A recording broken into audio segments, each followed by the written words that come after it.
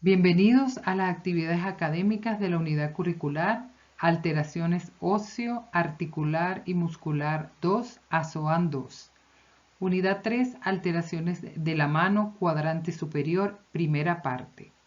Los temas a desarrollar son amputaciones de la mano y síndrome doloroso regional complejo, enfermedad de Boermann. Profesora Zenaida Guardia. Bienvenidos. En cuanto a las amputaciones de la mano y a las extremidades superiores, se define como el corte quirúrgico de una extremidad o de una parte de la misma, si otros procedimientos han fallado o si no son posibles debido al deterioro de la salud del paciente. Por otra parte, las amputaciones de la mano y muñeca se denominan amputaciones transcarpianas, amputaciones carpianas y desarticulación de la mano. Las amputaciones de dedos y manos son lesiones frecuentes y la mayoría ocasionadas por accidentes laborales, domésticos, en la familia, en el seno de la familia y en otros contextos sociales.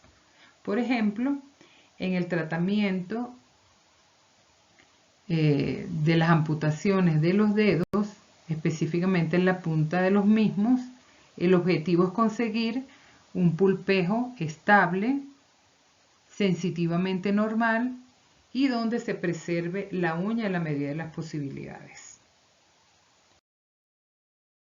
En lo que se refiere a los niveles de amputación de la mano y del codo, estos niveles habitualmente son a nivel de los dedos de la mano, amputación parcial de la mano, amputación transcarpiana, amputación carpiana, desarticulación de la mano, amputación transradial, que corresponde a la amputación por debajo del codo, y por último la amputación transhumeral, correspondiente a una amputación por encima de codo. En estas láminas e imágenes que presento en cuanto a estos niveles, pueden observar en el margen superior derecho las zonas flexoras de la mano. Estas zonas flexoras tienen la finalidad de ubicar al médico cirujano en cuanto al nivel de amputación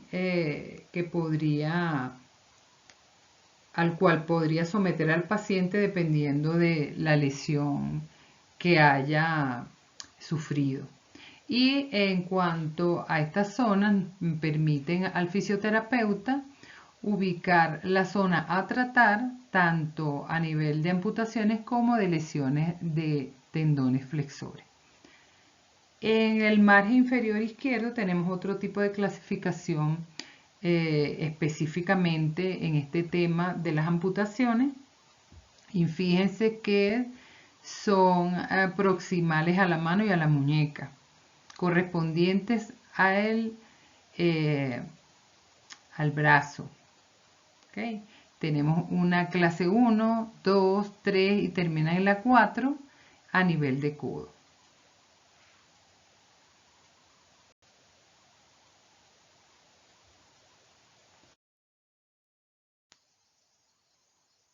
Aquí tenemos otros niveles de amputación. Fíjense que en la parte izquierda de la lámina tenemos una figura humana donde se especifican los niveles de amputación desde hombro hasta pie. Por su parte, en el lado derecho de la lámina tenemos específicamente los niveles de amputación de mano y muñeca. El primero de estos, distalmente, nos ubica en la amputación transradial. Fíjense dónde se ubica esta específicamente, seguida de la desarticulación de muñeca a este nivel. Le sigue la amputación transcarpiana entre las filas del carpo. La siguiente es la amputación transmetacarpiana a nivel de los metacarpianos de la mano y por último la amputación de las falanges.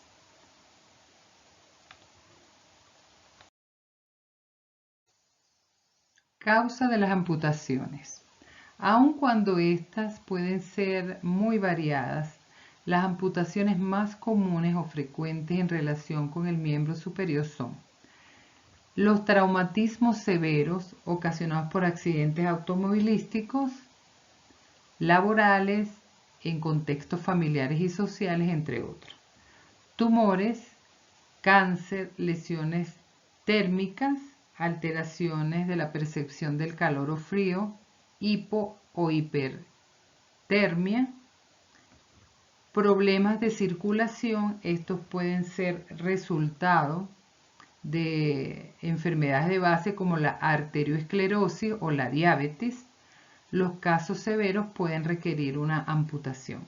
Y esto ocurre porque en estas personas, estas enfermedades de base producen alteraciones severas de la circulación que traen como consecuencia que determinadas zonas del cuerpo no reciban la irrigación sanguínea adecuada. Y esto trae como consecuencia, a su vez, que el tejido, al no recibir esa alimentación, muera. Entonces pueda necrosarse, y para impedir ese tipo de complicaciones que pueden llevar a la muerte del paciente, entonces la medida más expedita para utilizar es la amputación del miembro afectado. Otra de las causas son las infecciones, y más o menos tiene el mismo pronóstico que el anterior. Y por último, las deformidades congénitas.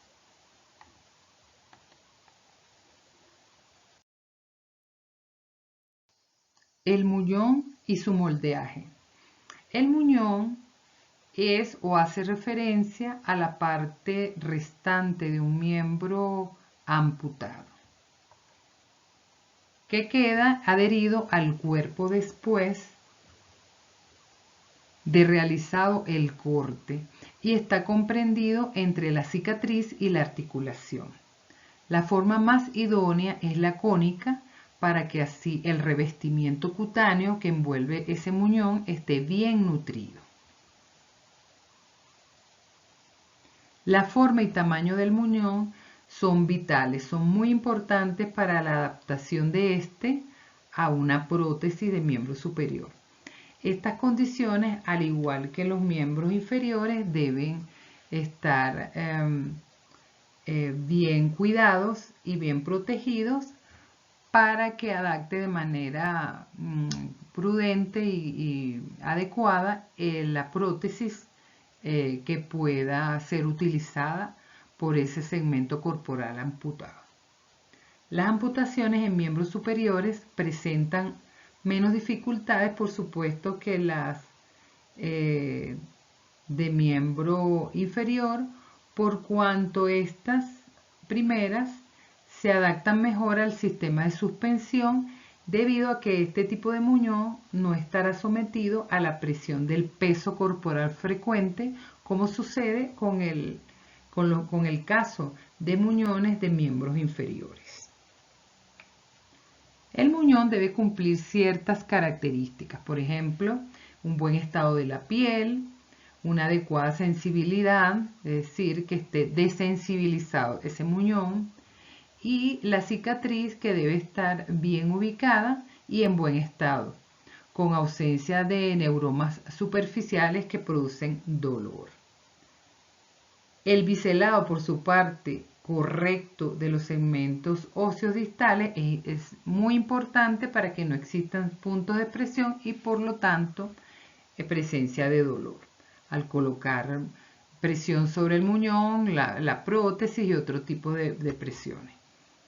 También es importante considerar la ausencia de edema, es decir, que ese edema que ocurre que se presenta en el muñón debe ser tratado a tiempo para restablecer la buena circulación de la zona y evitar complicaciones.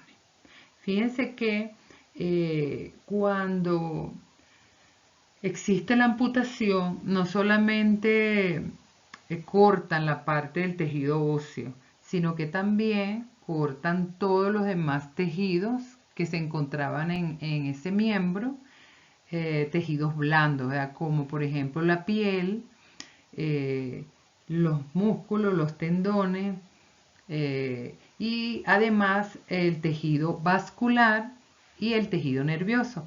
Por eso es que esta zona, cuando entonces se hace la sutura para tratar de cerrar todo el segmento corporal que quedó y que va a formar el muñón, entonces esos tejidos nerviosos, como han sido seccionados, entonces a veces presentan alteraciones sensitivas. Esas alteraciones sensitivas se pueden tratar con protocolos de fisioterapia. ¿Qué forma adecuada debe tener un muñón para que sea sano? Bueno, puede ser de forma cónica o semicónica y presentar, por supuesto, un revestimiento cutáneo bien nutrido, donde le llegue la irrigación sanguínea adecuada para no presentar complicaciones, que el estado también de la piel con esa cicatriz que se va formando por la sutura de esa zona no esté demasiado estirada ni esté demasiado laxa. Por otra parte, las extremidades óseas deben estar suficientemente cubiertas con la piel. No pueden haber aberturas en ninguna parte para que no existan complicaciones y se pueda infectar la zona. También se deben conservar los rangos de movimiento de las articulaciones próximas al muñón y la flexibilidad de la musculatura adyacente al muñón, que esté preservada, también debe conservarse. Y por otra parte, fíjense, es importante que entendamos cuál es la función de ese muñón. ¿Por qué hablamos de ese muñón? Entonces, ese muñón debe ser moldeado y desensibilizado, como les explicaba antes, con la finalidad de que el paciente pueda, posteriormente al cuidado de ese muñón, utilizar la prótesis.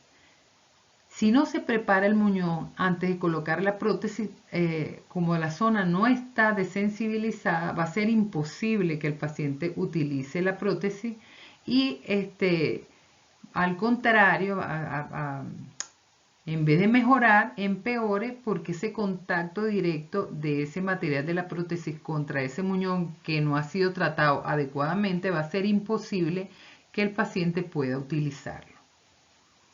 Esas prótesis que pueden requerir el paciente pueden ser cosméticas, es decir, para que se vea bien la zona, o funcionales, dependiendo, ¿verdad?, de la magnitud de la lesión y del tipo o nivel de amputación.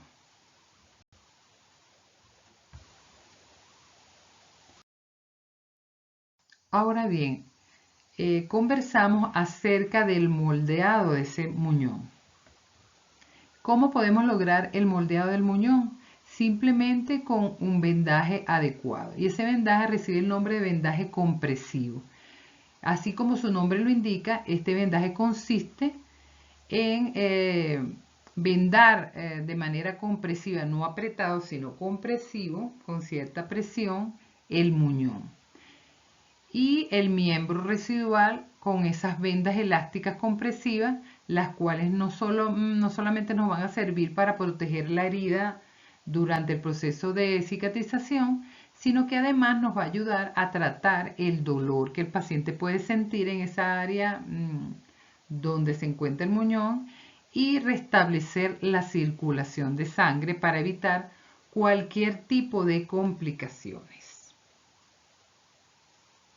El vendaje compresivo, como ya les he comentado, es una técnica que se denomina de contención y moldeaje del muñón, mediante el uso de las mencionadas vendas para ir ajustando progresivamente el muñón. ¿Por qué?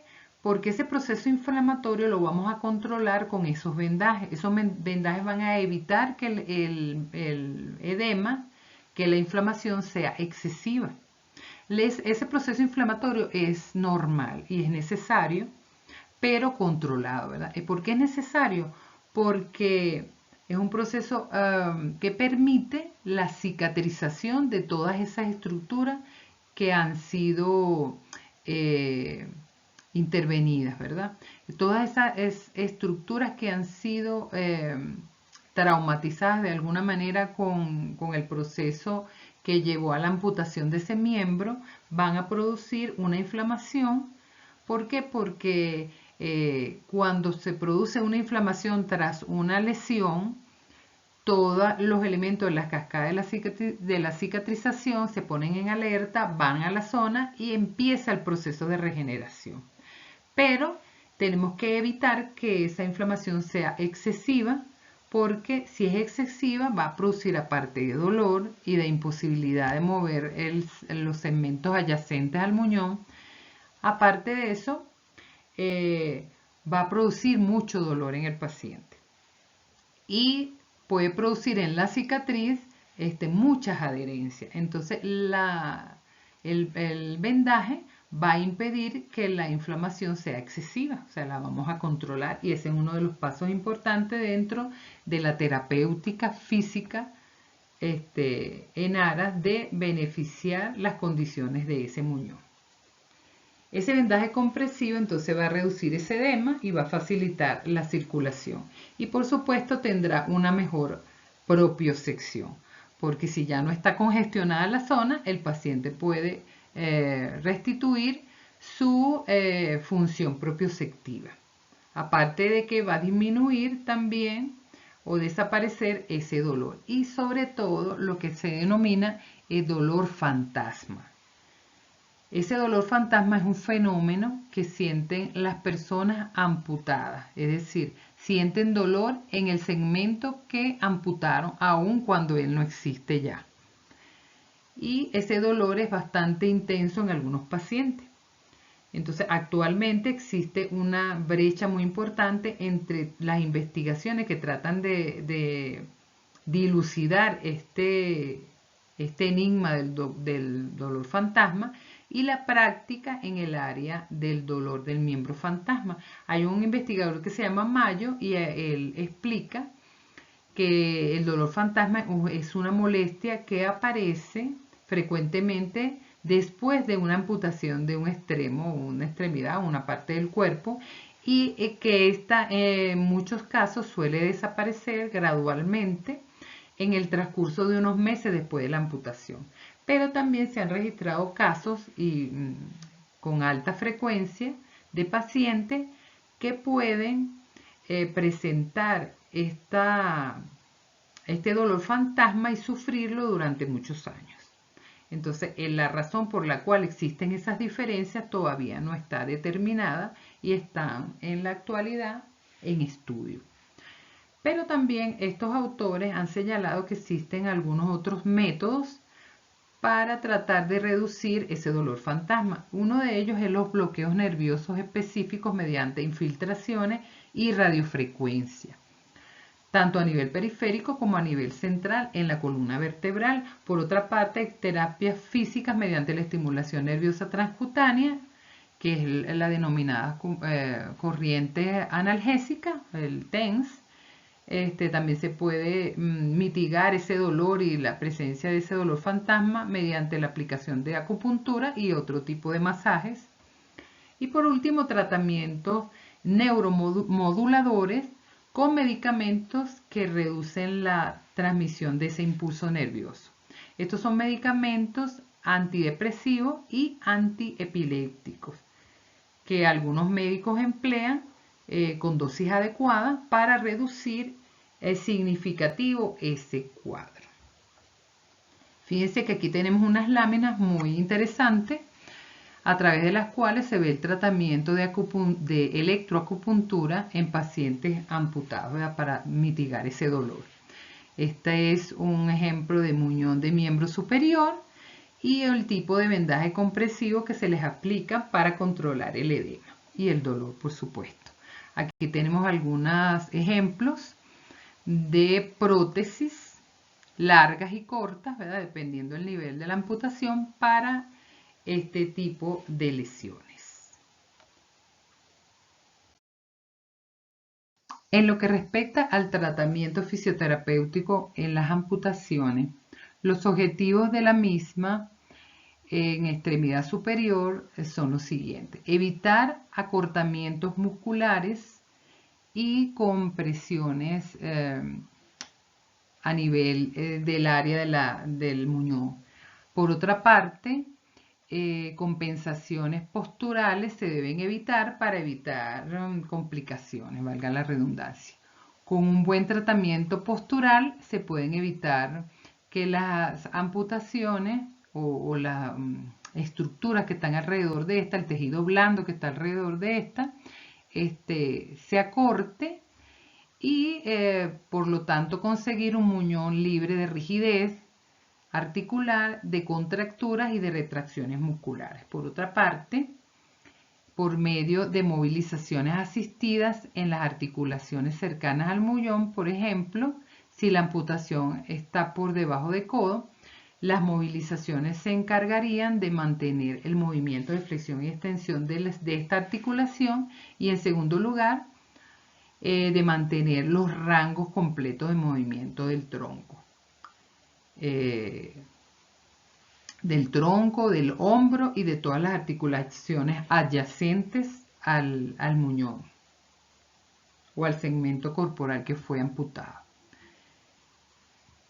En tercer lugar, tenemos mantener o aumentar la fuerza muscular de esta musculatura que haya quedado indemne o que esté adyacente al área de la amputación. Se puede trabajar con ejercicios de fuerza, con aplicaciones de resistencias progresivas o de ejercicios isométricos. Entonces, durante la realización de estos ejercicios se le pide al paciente que mantenga apretados ciertos músculos, que sería la isometría, y progresivamente se va dificultando las actividades con el aumento de las cargas. Y por último, pero más importante, porque se debe realizar antes de cualquier actividad física, es el control del edema. Por medio de un adecuado vendaje de compresión, que ya mencionamos en láminas anteriores, y por técnicas de activación circulatoria se va a lograr disminuir el edema progresivamente, y por eso es importante estar monitoreando la circulación del muñón para poder intervenir a tiempo y evitar complicaciones. Aquí les traigo una lámina muy interesante para que ustedes vean. Algunos autores tratan de cuantificar y de clasificar qué tan funcional es una mano, como dicen ellos, desastrosa, una mano que ha sido amputada severamente, ¿verdad?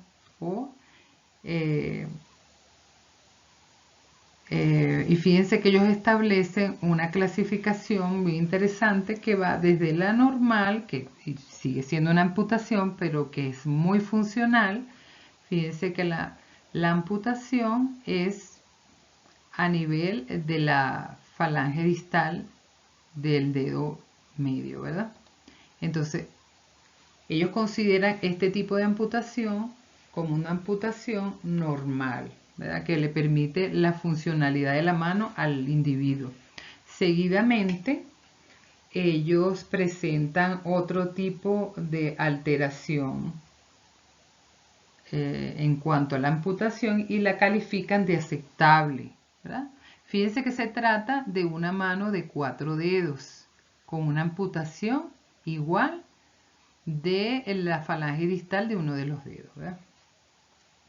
Aquí se ha resecado el 4.º dedo, ¿verdad?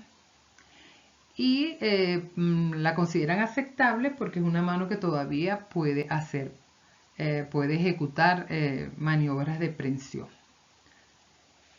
En tercer lugar, entonces tenemos esta mano donde se presenta un desbalance de la misma, y eso evita un poco la funcionalidad de la mano. En cuarto lugar, entonces, tienen una que ellos la llaman lisiada, aun cuando De acuerdo a la Organización Mundial de la Salud, ese término es peyorativo y está en desuso, pero es una mano que tiene una funcionalidad muy disminuida. En quinto lugar tenemos esta mutilación que la llaman ellos mano mutilada, y es una mano que no presenta gran funcionalidad porque este tipo de amputaciones no permiten la prensión. Entonces es una mano que no es funcional, es menos funcional que la anterior. Y por último tenemos la mano más comprometida, que es una mano mutilada a nivel de los metacarpianos, como ustedes pueden observar. Es una mano que no permite el agarre ni la empuñación de la misma.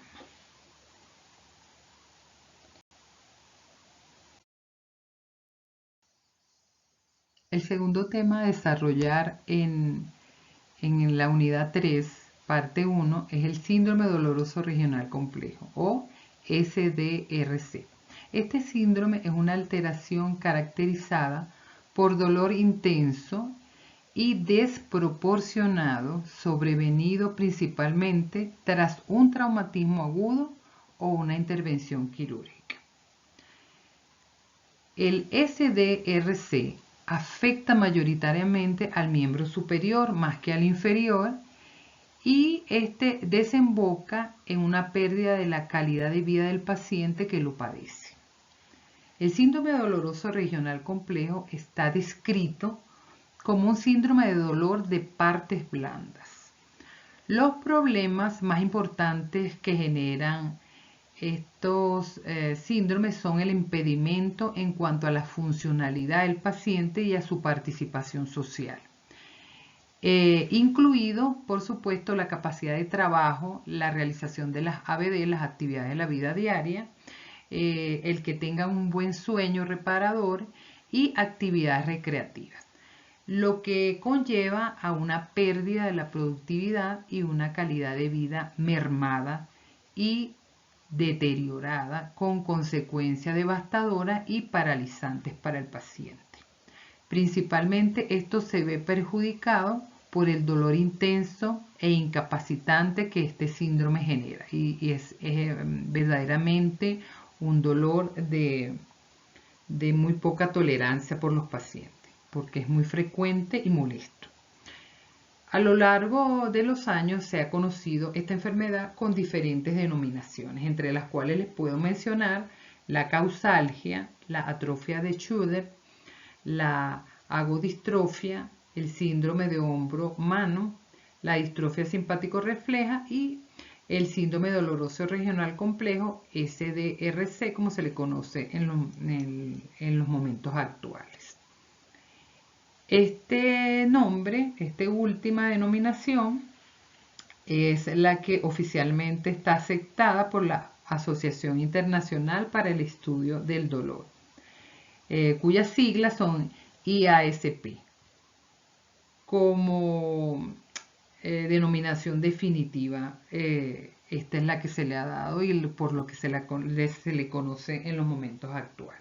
Entonces podemos definir este síndrome como una alteración que se caracteriza, como dije antes, por dolor espontáneo o inducido, ¿verdad? Inducido porque se supone que tiene un desencadenante, y que es un dolor desproporcionado, exagerado con relación al evento inicial que lo desencadena. Aparte de esto, se acompaña de alteraciones autonómicas y motoras, dando lugar a diversidad de presentaciones clínicas, como por ejemplo la hiperhidroxia, que es una sudoración excesiva que no siempre está relacionada con el calor o con los ejercicios. Es una alteración sistémica que produce este síndrome. Es por esto posible que las personas que tienen este tipo de problemas tengan una sudoración excesiva, descontrolada, y que hasta les produce vergüenza ante las demás personas. Podríamos decir que también estamos ante una manifestación que es prolongada de una manifestación prolongada de la respuesta simpática normal. Es decir, que sistémicamente se ha demostrado que las personas con síndrome doloroso regional complejo tienen una alteración de la respuesta del sistema simpático, es decir, que está como activado y no se desactiva. Recuerden que hay dos sistemas paralelos, ¿verdad? El sistema simpático y el sistema parasimpático. El simpático se activa para la realización de ciertas funciones corporales, ¿verdad? Y entra después en acción el sistema parasimpático para inhibirlo. En el caso de estas personas con este síndrome doloroso regional complejo, el sistema simpático está en un bucle, pues está en una constante activación, está en un círculo vicioso y no es desactivado y no es inhibido. Por lo tanto, esto trae como consecuencia ese proceso inflamatorio recurrente que no cede y ese dolor exagerado y constante. Por lo tanto, podemos decir que estamos ante una manifestación prolongada de esa respuesta anormal del sistema simpático. Parece también que estos estudios que se han realizado últimamente coinciden con que la modificación de la respuesta normal al dolor es una complicación que se deriva de un traumatismo agudo. Es decir, no se sabe por qué después de un traumatismo agudo, de una fractura, de un esguince o de simplemente un golpe fuerte que haya recibido el paciente, se desencadenan estos signos y síntomas. Eso no está precisado. La incidencia tampoco de esta enfermedad es conocida con precisión, pero sí se conoce o se estima que de 26 casos por cada 100.000 personas al año, una tiene o desarrolla el síndrome doloroso regional complejo y una posible prevalencia de 20.57 por cada 100.000 personas.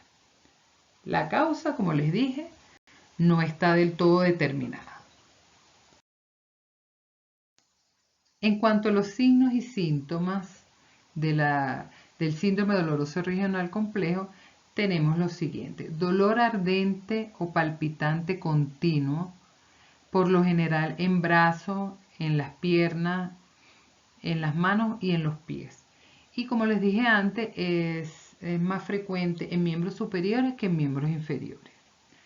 La existencia de sensibilidad al tacto o al frío, generalmente hipersensibilidad, así como la presencia de alodinia. Alodinia es el dolor exagerado que siente el paciente en relación con la verdadera situación que presenta.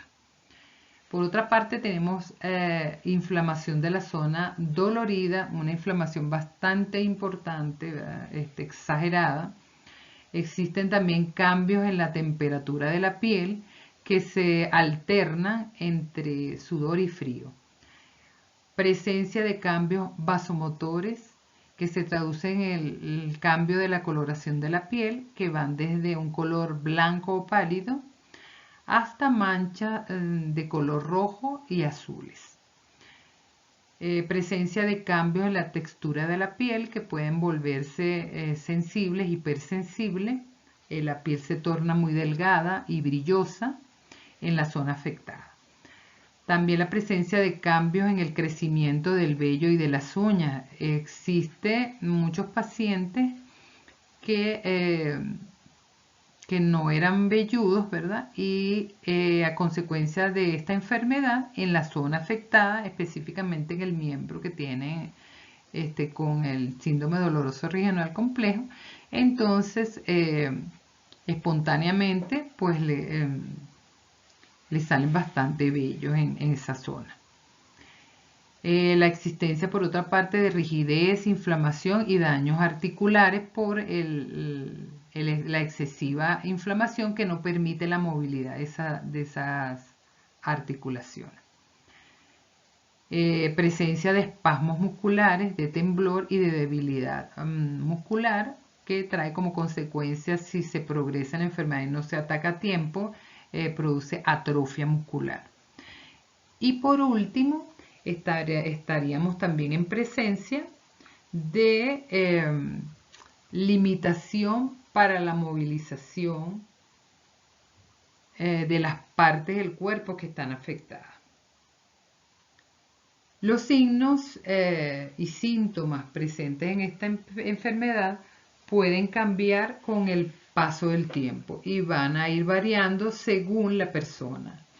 Si no se toman medidas a tiempo, entonces la enfermedad va progresando y va tornándose, por ejemplo, de un edema blando a un edema duro, de un edema que cede, por ejemplo, cuando elevamos el brazo, ¿verdad? Que se disminuye, entonces progresa a un edema que se mantiene y con medidas antigravitatorias no se puede tratar. Donde el dolor se va tornando mucho más intolerante, mucho más elevado. Por otra parte, el dolor y la inflamación y el enrojecimiento y los cambios notables de temperatura y de la hipersensibilidad, en particular al frío y al tacto, suelen ocurrir primero y pueden ir progresando y empeorando. Con el tiempo, entonces la extremidad afectada puede volverse fría y pálida, o sea, mientras que antes era más caliente y de color enrojecida la zona, entonces se va formando, se va transformando en una coloración más pálida y en vez de calor ahora es fría, porque la circulación de la zona está siendo interferida también. Puede sufrir también cambios en la piel y en las uñas, así como espasmos y tensión muscular, y a su vez suceden estos cambios, a medida que suceden estos cambios, la afectación a menudo puede tornarse irreversible. Entonces, este síndrome de dolor regional complejo ocasionalmente puede propagarse desde su fuente original, es decir, de ese segmento corporal que está afectado, a otras partes del cuerpo, inclusive a extremidades opuestas, si no se trata a tiempo. En algunas personas también los signos y síntomas de este síndrome pueden desaparecer espontáneamente, ¿verdad? Que no es en la mayoría de los casos. Y en otros casos, pues puede persistir por años y por muchos meses, como yo les explicaba antes. El tratamiento puede ser más eficaz si se inicia al principio de la enfermedad y puede impedir las complicaciones, que después pueden ser intratables. Por otra parte, la Asociación Internacional para el Estudio del Dolor, IAPS, define dos tipos de síndrome doloroso regional complejo. Y esto es muy importante que lo manejen y que lo recuerden porque les va a ser de gran utilidad en sus prácticas profesionales. En primer lugar, el tipo 1, que se denomina distrofia simpático-refleja o síndrome de Sjögren, en el que no se identifica ningún tipo de lesión nerviosa, no hay compromiso nervioso y presenta el 90% de los casos clínicos. Y el tipo 2, que la denominan causalgia, en esta sí objetivamos o estamos en presencia de una lesión nerviosa. Entonces en la primera no hay compromiso nervioso y en la segunda sí hay compromiso nervioso.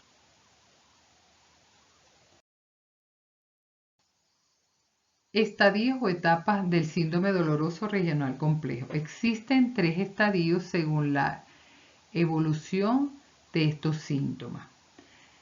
El estadio traumático, el estadio distrófico y el estadio atrófico. El estadio traumático transcurre entre el mes 1 y el mes 3.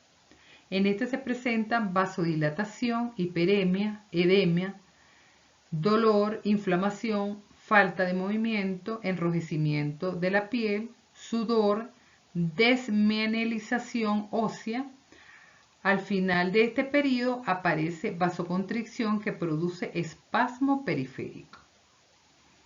En el segundo estadio, que corresponde al estadio distrófico, este transcurre entre el tercer mes y el noveno o 12º mes. En esto se presenta atrofia de la piel brillante y endurecida, marcada rigidez articular, sudor, enrojecimiento de la piel, desmielinización más elevada y vasoconstricción. Y en el último periodo, que corresponde al estadio atrófico, este transcurre entre el mes 9 y el mes 12 y puede prolongarse hasta un año o más. En este se aconseja, por supuesto, por la severidad de los signos y los síntomas y la progresión de la enfermedad, se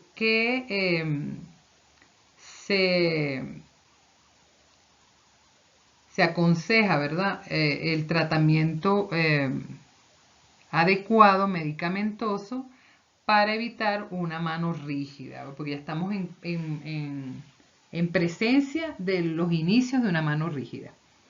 En este periodo se asemeja a la contractura isquémica de Boardman y se presenta dolor intermitente agravado y que alcanza su punto máximo conforme avanza la enfermedad. Atrofia de la piel y del tejido subcutáneo, la piel se torna seca y fría, muy rígida, hay contracturas musculares y disminución severa del movimiento. En los estadios iniciales de esta última etapa, si se toman las consideraciones y se hace el manejo fisioterapéutico adecuado, se puede evitar, como les dije antes, una mano rígida.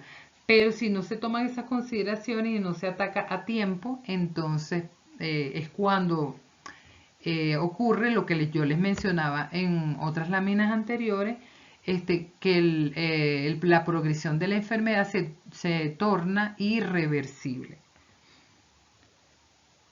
El síntoma más incapacitante, como yo se los venía comentando, en este síndrome es el dolor, ¿verdad? Acuérdense que el dolor es la deficiencia que tenemos que trabajar por excelencia, es la primera. Y en segundo lugar es la inflamación, ¿verdad? Y después viene el resto de las deficiencias, como la disminución del movimiento articular, la disminución de la fuerza, entre otras, ¿verdad? Entonces nos encontramos en este caso ante este tipo de dolor desproporcionado, exagerado, espontáneo, fluctuante, permanente, palpitante, quemante, agudo y rebelde a la medicación, que aumenta también con la ansiedad del paciente, el movimiento y los cambios de temperatura, el movimiento disminuido y los cambios de temperatura, y suelen ser mayor, toda esta sintomatología puede presentarse con mayor intensidad en las noches, así lo describen los pacientes. Debido a este dolor, entonces se produce una disminución del movimiento activo y la disminución de la fuerza muscular. Aparece también la hiperalgesia y la alodinia, que ya se las expliqué en láminas anteriores. Entonces este es el cuadro que presenta de manera general el paciente con este síndrome. También aparece la inflamación y edema distal en un 80% de los casos, con apariencia de dedos en salchicha, o sea, de lo hinchados que están. Y en el 90% de los casos, trastornos sensitivos tipo guante, o sea, la mano parece un guante y parece que como que va a estallar, pues, de la cantidad de líquido acumulado en esa zona. Los pacientes tienen la sensación de que la extremidad no es parte de su cuerpo, o sea, que no la sienten del todo. En cuanto a los cambios en la coloración, vemos que al inicio de la enfermedad aparece un enrojecimiento y conforme avanza el síndrome aparece la coloración pálida y azulada. Y eso se los explicaba antes, que es por los trastornos circulatorios, porque hay tanta inflamación que entonces la circulación sanguínea se ve interrumpida. Los síntomas menos frecuentes entonces encontrados en ocasiones destacamos el temblor y por otra parte, la distonía y la mioclonia. Esos son los menos frecuentes, pero en algún porcentaje de los pacientes se consiguen ese tipo de síntomas para que ustedes lo consideren en el. Con respecto al tratamiento fisioterapéutico, una de las medidas a aplicar en primera instancia es el denominado estrés por carga, que debe iniciarse al comienzo de las manifestaciones del síndrome doloroso regional complejo. Este es un procedimiento que va dentro del plan de tratamiento y también puede incluirse incluirse dentro del protocolo y se conoce como el estrés loading en inglés, ¿verdad? Que significa estrés por carga y presenta muchas controversias, porque hay autores que dicen que tiene buenos efectos sobre la disminución de este síndrome y otros dicen que no tiene gran importancia. En mi experiencia particular, sí es importante lo del estrés por carga porque el principio fundamental del mismo es estimular los propios sectores de esas articulaciones, que si está afectada, por ejemplo, mano, muñeca y codo, los propios sectores de esas articulaciones van a estimular la desactivación del sistema simpático y por lo tanto cortar con ese círculo vicioso y esto trae como consecuencia la disminución del edema y por supuesto la disminución del dolor. Como está descrito por sus autores, esta terapia surge en el año 1983 por la técnica desarrollada por Kira Watson, y describe que es un programa para el tratamiento de pacientes con síndrome doloroso regional complejo basado en ejercicios activos, primero de tracción y después de compresión. Yo particularmente los he aplicado con los ejercicios de compresión de la zona afectada, de las articulaciones afectadas, cargas de peso, descarga de peso, ¿ok? Con el mismo peso corporal. Entonces, este autor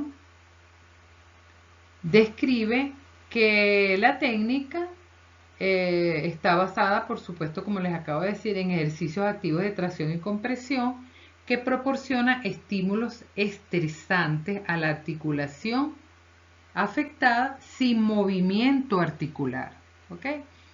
Entonces, es cuando la persona de pie coloca su mano en una mesa, por ejemplo, y deja caer el peso de su cuerpo y de su segmento corporal estirado sobre la muñeca y sobre la mano, ¿verdad? Entonces esa descarga es lineal desde hombro, codo, muñeca y mano.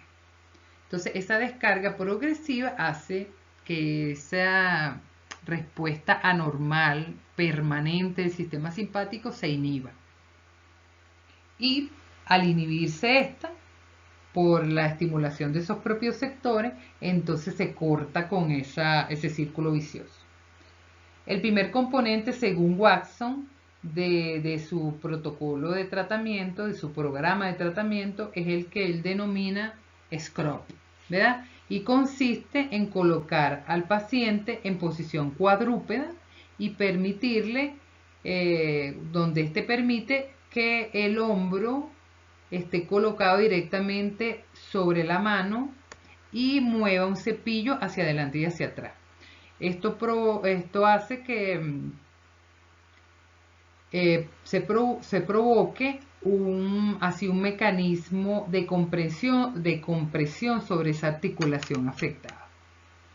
El segundo paso o componente del programa es el denominado carry, y implica la carga de objetos. Fíjense, era descargar peso sobre las articulaciones afectadas, y la segunda parte, que es el carry, es la carga de objetos con estos. Entonces, por ejemplo, cierra la mano, empuña la mano y carga un peso. con el segmento corporal, en este caso el miembro superior, estirado por completo.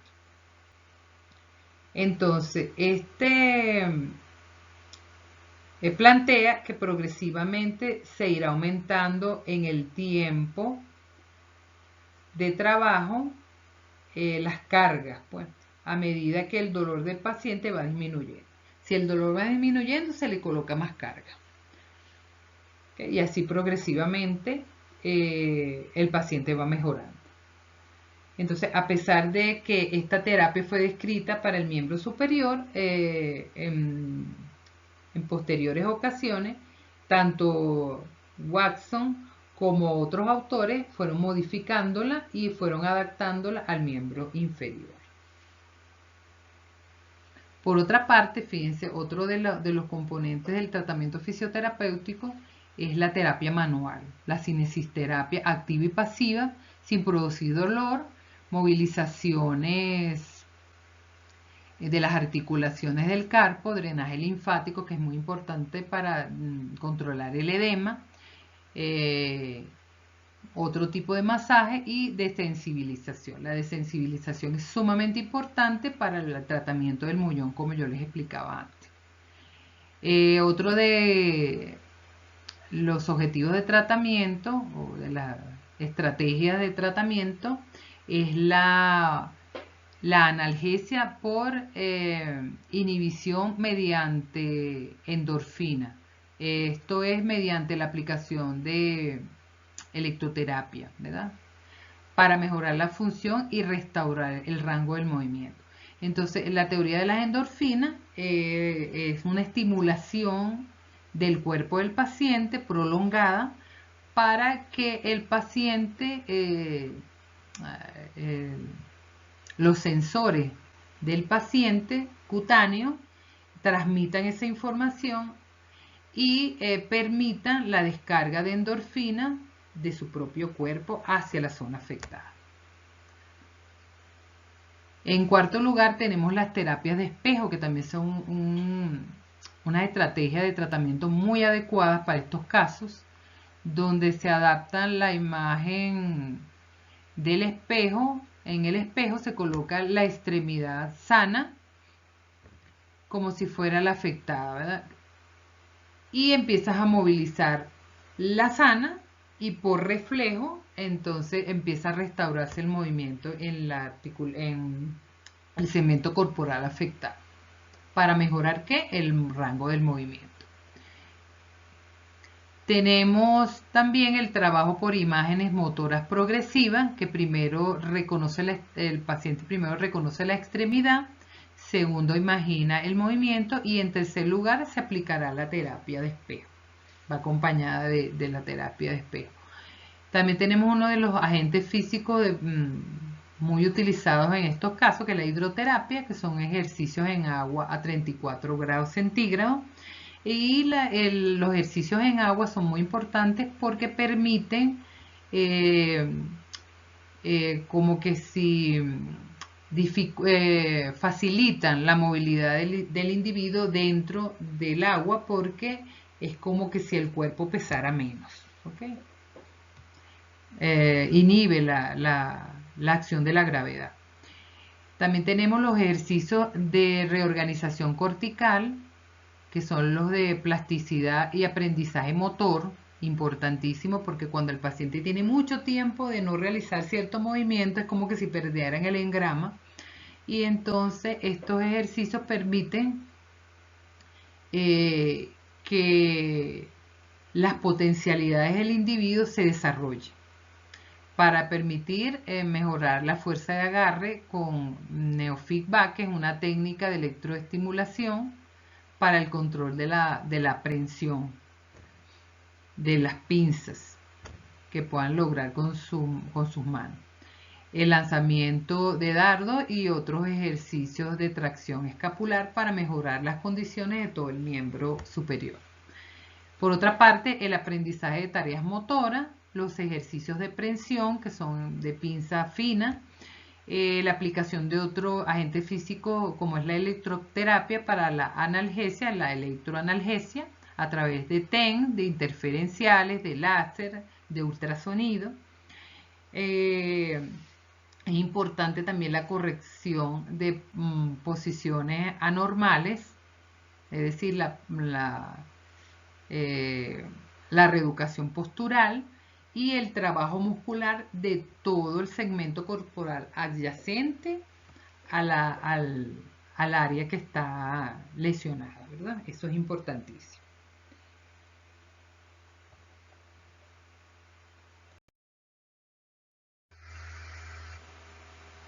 Bueno, y para finalizar les traigo esta reflexión